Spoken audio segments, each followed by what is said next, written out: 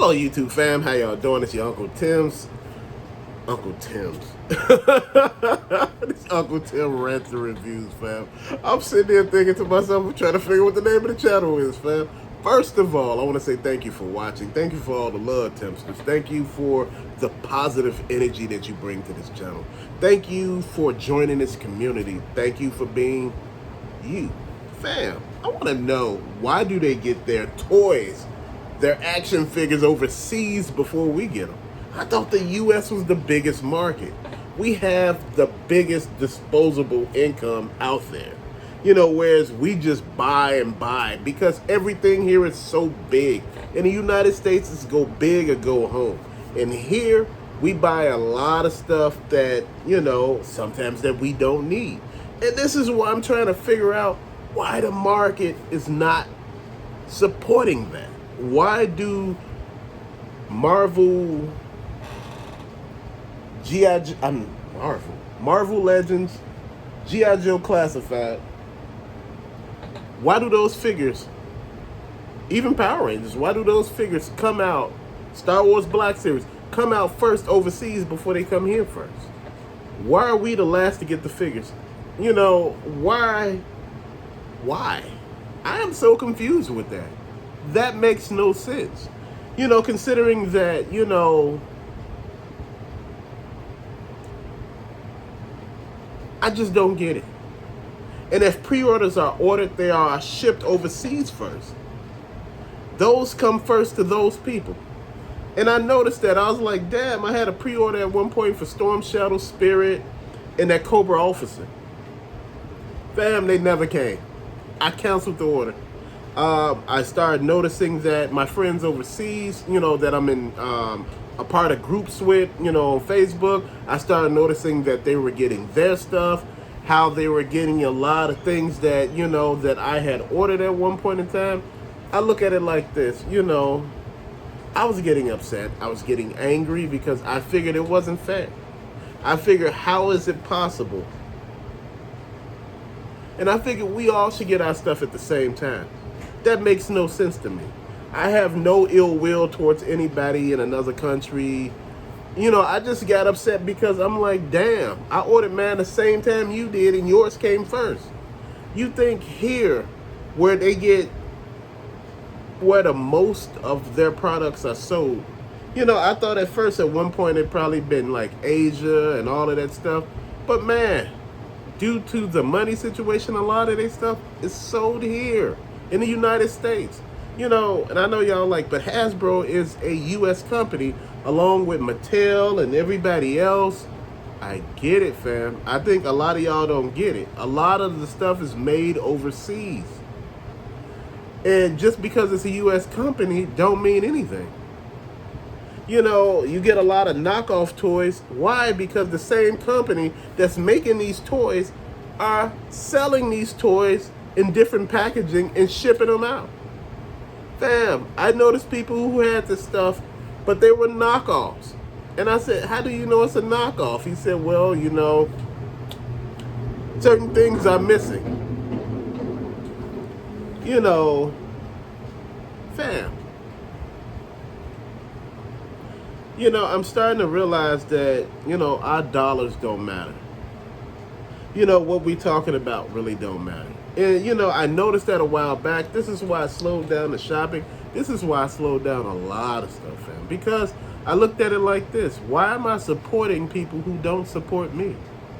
You know, why am I standing in line to give you my money, and in return, you take your time giving me the merchandise? You know, you wait 2 or 3 damn years before I actually get the damn merchandise. Like I said, you getting bearded damn figures. The figure didn't come with a beard. Once you got it, you know, you trying to figure out, why do the Alley Viper got a damn beard on him? You know, he been there so damn long, he aged. He done aged 20 years. And I'm looking at this and I'm like, they think we jokes. They think this is a laughing matter. Because to them it is. You know, a lot of times we miss the forest for the trees. Because we are too focused on one thing. We're focused on smaller things and not the bigger picture. The bigger picture is Now they're starting to finally fill up the stores, you know, because people are like, but all the ports are open. People are getting sick less. No, they're not. People are getting sick more now. Cases are going up. My biggest thing is what's happening now is they starting to realize that people are not spending their damn money. And when you don't spend your money, it affects the bottom line. All that money you made before, you're not making now. And people are starting to look at that. And they starting to say, hey, how can we counter that? I was being talked to about a few collectors about, how to offset the situation. And I said it's simple. Stop buying the merchandise. And, people are like, that's easy for you to say. No, it's not. I used to love buying this stuff. This stuff is a part of me. But guess what? I could stop. And, when I started noticing that, I was being taken for granted, that, even the distributors didn't even know when the merchandise was coming. And, I tell a lot of collector friends and things like that, I tell them, stop calling the stores asking, did they get this? Did they get that? People tired. They're short-handed, they're short-staffed, and they sitting here, you study calling every day asking for something. Go up there and check. You know what? I once asked somebody, I asked people, I said, hey, get in touch with people from other countries. If you got people that in other countries, have them to order the merchandise for you or have them buy it and ship it to you. And that way you just sitting on the money. But, I guess so much stuff, it's too much hard work for a lot of people. And people getting upset. You know what? Do what you do, fam. Do what you do.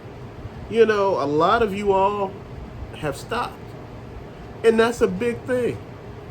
Right now, a lot of us have stopped. A lot of us got tired. A lot of us sitting back looking like, damn, you know what? I'm just tired. The merchandise wasn't on the shelves. Then when it was on the shelves, the stores had the prices all jacked up. And you sitting there looking like, I actually want this figure. But I'm not about to spend that much on that figure. Of course not. I'm not. I seen one figure I wanted at a store for $50 damn. I'm trying to figure out. It wasn't like, big box store. It was more like a mom and pop shop. And I'm sitting here thinking a toy at any time is worth like $30. But you got it listed at $50. People was like, maybe you could have haggled them down $20. Maybe, but I don't got time for that. When you got your stuff priced out of the damn stratosphere and you want somebody to buy your merchandise, guess what? People start walking out. When they start noticing you on BS, they leave you alone. And this is what I'm starting to notice with Hasbro. A lot of people are leaving them alone because, it's unfair. You have this stuff pre-ordered. This is why I think pre-orders are scams. Because you never get the merchandise. And don't get me wrong. I'm not a hater. I'm not anything like that. I'm not a hater of Hasbro. I like their merchandise when you can get it. And a lot of y'all was tripping out on me talking about, but see, you one of those people that support the secondary market. Yes, I am. Because I couldn't find it on the first market. If you cannot find the merchandise, guess what? What is the purpose of collecting it if you can never find it? Fam, why was that? It was a drought. I'm in Chicago. There's 87 Targets in Chicago, 15 Walmarts, 100 Dollar Trees, 90 Family Dollars, and 80, Dollar Generals. Do you know how many stores that is? And looking at all these stores, it was a drought. A straight up drought. And you like, but what you gonna find at Family Dollar, Uncle? What you gonna find at Dollar Tree and Dollar General? They still had some of those G.I. Joes, those 3.75s from back in the day that they still had locked off in a warehouse somewhere. I started noticing, that stuff was back on the shelves. So I started looking for some of that. Fam, couldn't find none of that. And I know y'all was talking about 375, G.I. Joe versus Cobra. You remember that? That stuff was back on shelves for a minute. Unless that store just had that stuff in the back somewhere. I had noticed some of that stuff, and when I noticed, I was gonna pick it up. Then after a while, I was thinking about other stuff, slipped my mind, left the store. Then I went back to get it. All that stuff was gone. You know what? I can't holler about missed opportunities, but what I can holler about is the availability of the stock. When you pre-order and stuff, you never get it. You get upset. You angry. You have to cancel orders. You find it in the store first. Then with pre-orders, they move them back. They move them back again, and they move them back. And you think they're doing something to fix the product. They not. They just moving it back. Then all of a sudden, you gave up, and you like, shit, I'm tired. Then all of a sudden, you go to the store and see it sitting right on the shelf. And you trying to figure this out. You go up to the front, all of a sudden, you scan, and you thinking you done won. And it's predated. It's predated for another date, so you can't buy it into that damn date. But you got all of this on the shelf. And people are blaming this on, new employees. No. If the shelves are empty, the management is complaining to the employees about empty shelves and empty pegs. So they go to the back and they fill this stuff because you got it all in the back. If your shelves are empty, you are there to fill the shelves. You can't get mad at your employees for this. They're listening. What is the purpose of having all the product, but the shelves are empty? You got to sell that damn stuff. This is where your money at. You got a big pile of money sitting in the back. I went to a Goodwill for an interview a long time ago for a store manager. And I walked around the store. I took my book. I started writing down prices on every damn thing I say. I started noticing everything that was wrong. I looked around the whole store. I went to the bathroom, checked that out. I went, then after that, I went to the interview. And the manager was talking to me, asked me what was I doing. I said, I was checking the prices on everything. I said, your store looked like it's about to close. And he took me to the back and showed me, the employees back there, they back there giggling and talking and laughing. And it's nothing but tons and tons of merchandise in the back. I said, take all of this stuff out. I said, get rounders and put stuff on this. But we don't have product that, will go together. I said, you don't need product that go together. You need product that you could put $1 on, $2 on, and put it on a round to say everything on this round is $2. Everything on that round over there is $5. Everything on this rounder is $1. I said, you got to sell the merchandise. If it ain't on the floor, it will not sell. And this is what I'm talking about when I talk about these stores with these predated merchandise, with this, with this post-dated merchandise, whereas you could only sell it up to a certain date. Your shelves are empty. You losing money. Just sell it as something else. Scan another toy. Have somebody go back there to get another toy to scan. That way you get this merchandise out and you make money, but you don't mess up your distribution deal with the manufacturer. You can't sell stuff that you don't have on the shelf. And I had to applaud the damn employees and the management staff for selling the stuff, because they were like, look, man, all our shelves are empty and we got all the stuff back there. What is this about? See, companies are not thinking. After a while, when things get bad and people are not making money, they start leaving you alone because they notice you too much of maintenance to deal with. You have maintenance. Fam, the reason why I like, toy lines that are out, and I know a lot of y'all, oh, you just all on McFarlane. You on this tip. You just, oh man, you got a sponsor deal in the making. No. What happens is, when you see the merchandise out, you can decide what you want. You can cherry pick the merchandise what you want. But when there ain't nothing out, you can't do anything. Masters of the Universe, they may not have all of them, but they have some that you can look through and be like, oh, I want this, I want that one. You looking through the stuff, fam. And G.I. Joe Classified, we got Snake Eyes, the movie, and you like Cobra Commander, Lady J, and Flint. After a while, you got upset and you got tired and you like, look, I ain't even messing with them no more. Went back to the store, seen alley vipers and bats, but the prices they wanted, I wasn't doing. I don't know what's going on. I didn't know what was happening at the time. Then I started realizing they were trying to get eBay and Amazon prices, and after a while, that didn't work for them. They started switching it up. They started going a different route. You know what? I got upset and I got mad. I'm trying to figure out why. In this video, I went everywhere because I want you to understand. When I'm thinking about all this stuff, I'm all over the place because I'm jumping back and forth. I'm trying to think, why do overseas get their pre-orders? Because you know what? They ain't in a rush to get them. Half of the people probably don't care. There are not a lot of big stores over there. In Canada, when I went to Canada, me and my wife, we went on vacation.